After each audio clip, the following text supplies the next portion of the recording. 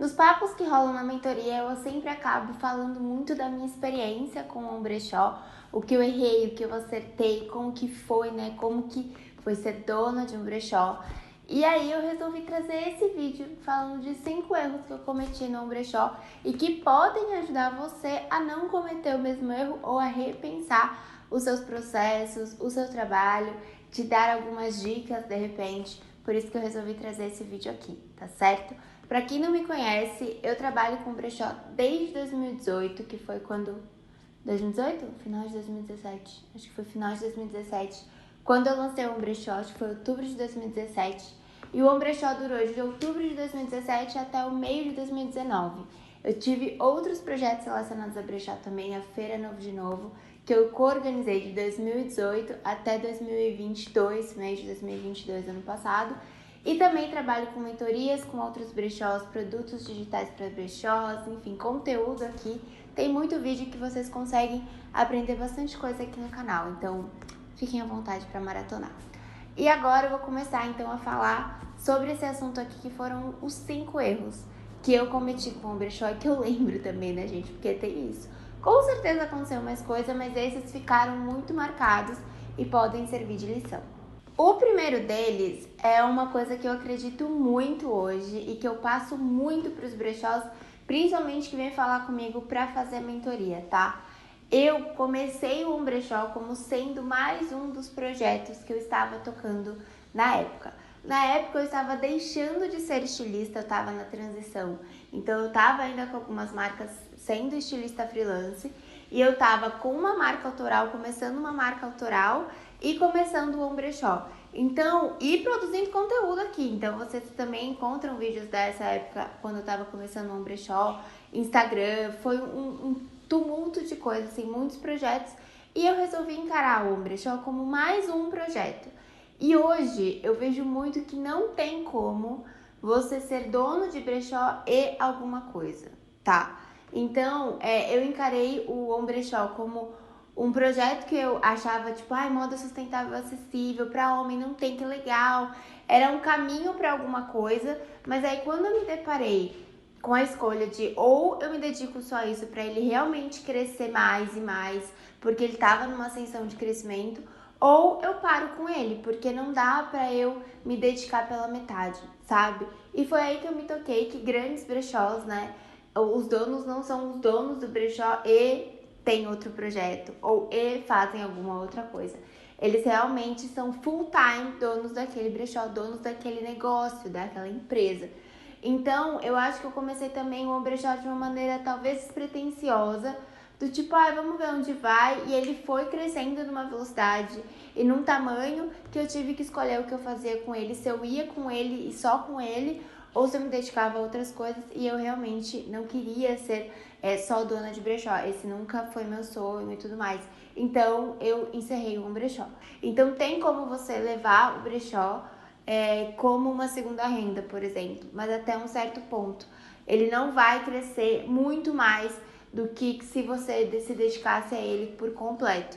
Então, um grande ensinamento desse projeto foi realmente aprender a me dedicar a olhar para uma coisa de cada vez, sabe? Eu até fiz um vídeo aqui no YouTube, eu vou deixar linkado, que foi o ano que eu meio que enlouqueci, quis fazer tudo ao mesmo tempo.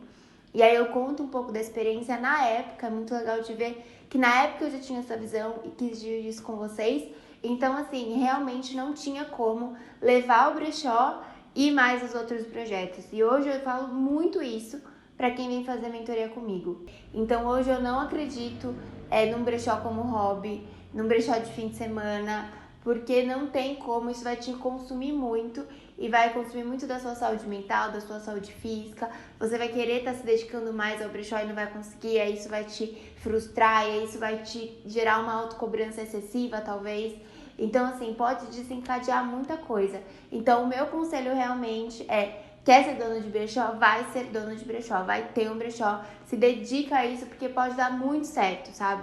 Muitos brechós estão dando certo, a maioria deles. Só que você pode conversar com esses donos de brechós que dão certo, que deram certo, que você tem como inspiração, você vai ver que eles têm o brechó como trabalho integral, certo? Outra coisa que agora eu costumo falar muito para os brechós, mas na época eu não me atentei tanto a isso, por ser um nicho que todo mundo considerava problemático, que era o masculino, é apostar em vários estilos.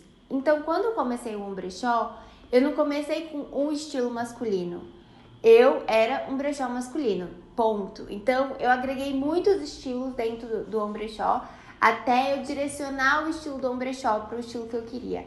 Então, no começo, a minha curadoria era tipo um pouco de tudo, assim, sabe? E aí eu acho que eu errei muito na curadoria justamente por apostar em vários estilos de uma vez só. Então, eu comprava vários ternos, vários blazers, assim, e ao mesmo tempo várias peças casuais, e eu conseguia ver claramente que não era o mesmo público que ia comprar aqueles dois looks, aquelas duas peças. Eram comunicações diferentes, eram pessoas diferentes, e acabou até que eu ficava pensando assim, ai, mas não tem brechó masculino, então todos os homens vão querer comprar num brechó. Só que é muito difícil você fazer uma comunicação assertiva para todos os homens, né? Para todos os estilos, para todos esses públicos. Então, realmente, não ter focado em um estilo masculino foi um erro, assim. Eu foquei no público masculino e eu não nichei o meu estilo. Então, eu fiz uma curadoria bem errada no começo, quando eu estava comprando estoque para lançar o brechó. Então, a curadoria do início foi meio confusa e eu fui conseguindo direcionar para o estilo que eu queria, eu acho que do meio do brechó para frente, assim. Então, eu acho que quando você nicha, fica muito mais fácil de você entender com quem você está falando, acertar o seu público-alvo e também economizar dinheiro, né? Porque eu comprei muita coisa errada e muito desse dinheiro se perdeu, porque eu não vendi e até essa curadoria mais assertiva. Então, com certeza, eu faria diferente se eu fosse começar um brechó hoje.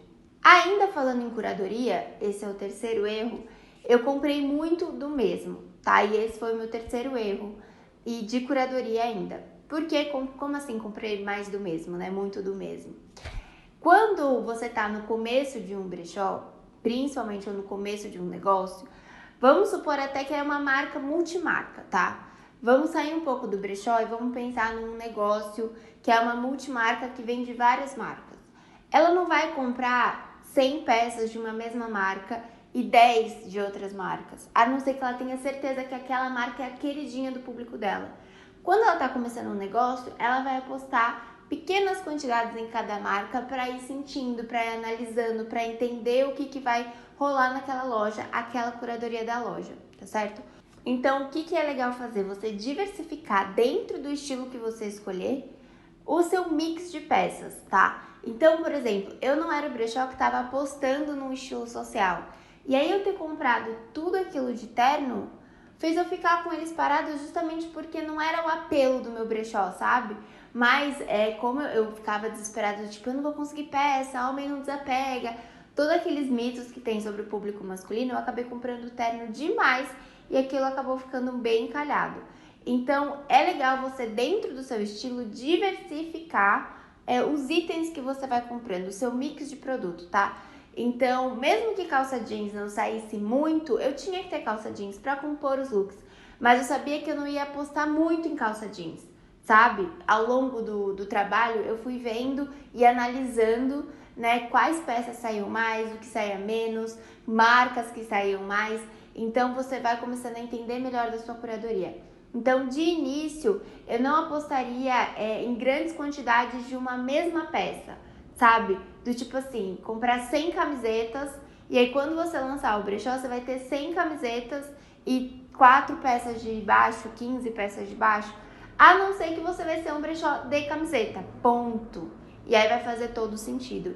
Então, eu distribuiria melhor o meu mix de produto hoje, se eu fosse abrir um brechó, porque eu realmente acabei apostando demais em peças erradas, como por exemplo esse terno.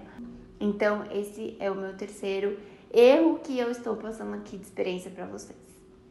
Quando a gente estava concebendo o brechó na nossa cabeça, entendendo como ele ia ser, eu achei que seria muito legal fazer etiquetas de roupa de marca do ombrechó para adicionar nas peças, como se fosse uma marca mesmo, porque eu falo muito isso, né? O seu brechó é uma marca, e eu já tinha muito isso na minha cabeça, que o brechó ia ser uma marca.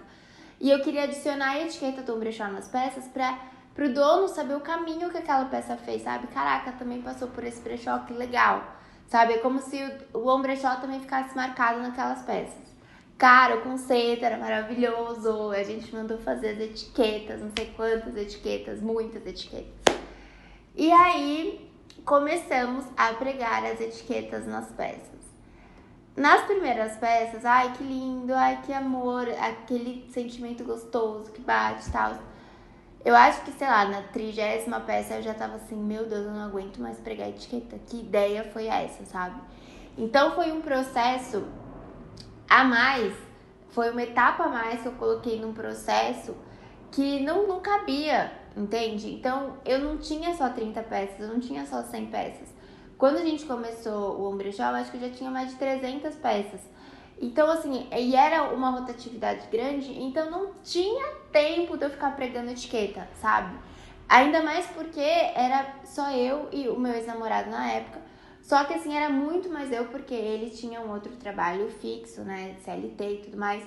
Então, era muito mais eu. E aí, eu ficar pregando todas as etiquetas com todo o resto que eu tinha pra fazer, era uma etapa mais num processo que não cabia. E aí, eu tive que abandonar essa ideia.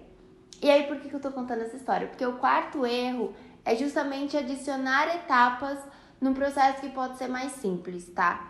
Outra etapa, outro processo que hoje eu faria diferente, as etiquetas do ombrechó que a gente fazia feira, né? Então, as etiquetas do ombrechó era o loginho da camisa e eu tinha que recortar aquilo à mão, a gente tinha que recortar aquilo à mão. E aí, mais um processo, sabe? Sendo que eu podia encomendar elas quadradas, de repente, não precisava ser no formato da camisa. Então, talvez hoje eu otimizasse esse processo e não precisasse ser o formato da camisa. Eu vejo que a gente fica muito apegado a esses pequenos detalhes, como se fosse fazer uma enorme diferença na venda, na experiência do consumidor. É claro que os detalhes importam, mas com certeza se fosse uma etiqueta quadrada, não faria tanta diferença. Sabe assim, é a gente entender quais são as sutilezas que vão realmente fazer a diferença. A etiqueta ia fazer muito mais diferença do que a tag, por exemplo. Mas eu percebi quando as pessoas viam a etiqueta que elas não entendiam muito, que era muito mais um conceito que eu tinha que explicar e que estava talvez muito mais na minha cabeça e que não precisasse ser naquele momento. Talvez quando o ombrechó tivesse mais funcionários, tivesse crescido mais. Então são processos que eu adicionei na época que hoje eu deixaria tudo mais simples. Então sempre pensar nos processos dentro do seu negócio, dentro do seu brechó, para eles funcionarem de maneira quase que um flow, assim, sabe? De uma maneira bem orgânica, sem muito empecilho, para você ter um resultado legal, para também não te dar dor de cabeça, para ser uma coisa leve, sabe? Para não ser uma coisa que toda hora você tem que ficar se estressando. Então, essa é a minha quarta dica para vocês aí. Meu quarto erro e minha quarta dica. A quinta é uma coisa que eu sempre tive e eu tenho que cada vez mais exercitar isso de delegar funções. Então, chegou uma hora que é isso, né, gente? Eu não dava conta de tudo e eu tinha que delegar funções e algumas eu conseguiria delegar. Por exemplo, a gente tirava foto em estúdio e aí eu tinha que tratar a foto, né? Então, eu ia pro Photoshop, tratava as fotos, tirava o fundo, mexia um pouco em saturação, brilho, para deixar a peça com o aspecto mais real possível, né? Mais próximo da realidade. Enfim, eu poderia contratar pessoas para fazer isso. E aí foi o que eu comecei a fazer. Só que eu acho que eu comecei a fazer tarde. E eu também demorei para achar alguém. E aí eu comecei a pensar, putz, eu acho que realmente é melhor que eu faça, sabe? Então, eu acho que delegar funções é algo que a gente precisa exercitar e realmente pensar assim, eu preciso fazer isso, ou eu vou ser mais útil fazendo outra coisa do meu próprio negócio, sabe? Então, eu vejo que principalmente quando a gente começa sozinho, a gente tem dificuldade de depois delegar, sabe? Do tipo assim, putz, eu vou contratar alguém, mas será que ele vai fazer tão bem quanto eu tô fazendo até agora? E aí a gente vai ficar com aquele pé atrás. Então, tem que aprender a delegar as funções, principalmente para o brechó crescer. porque senão você não vai dar conta de tudo e você vai ter que aprender a ter uma equipe. Então é melhor que você realmente aprenda a delegar as funções, e foi algo que eu demorei para aprender. E quando eu vi que eu realmente precisava, eu achei que já foi tarde demais e era uma coisa que já estava me saturando e eu devia ter feito antes. Então, algumas funções do brechó eu contratei serviços terceirizados. No final, né, bem no finalzinho assim, porque eu já não estava dando conta, e foi quando eu entendi que eu precisaria administrar talvez uma equipe, que o Ombrechó estava crescendo. E aí foi quando eu decidi que ele ia acabar, mas demorou muito. Eu poderia ter contratado alguém antes, eu poderia ter tido uma ajuda antes, que eu acho que teria sido muito mais saudável para o trabalho em si, sabe? E aí fica aí essa dica para vocês verem quais funções dentro do brechó de vocês talvez não precise ser vocês, e vocês já possam contratar o serviço de alguém ou alguém pro brechó integral para ter essa ajuda aí, tá certo? Que vídeo grande, eu achei que nem ia ficar tão grande assim, mas eu quis passar muito essa experiência porque eu acho válido, eu aprendi com esses erros e eu acho que você pode aprender também e parar para analisar quais erros você está cometendo no seu brechó. Nesse momento que você já pode recalcular a rota aí e fazer direitinho, tá certo? Então é isso, gente. Espero que vocês tenham gostado desse vídeo e a gente se vê por aí, tá bom? Um beijo e até a próxima.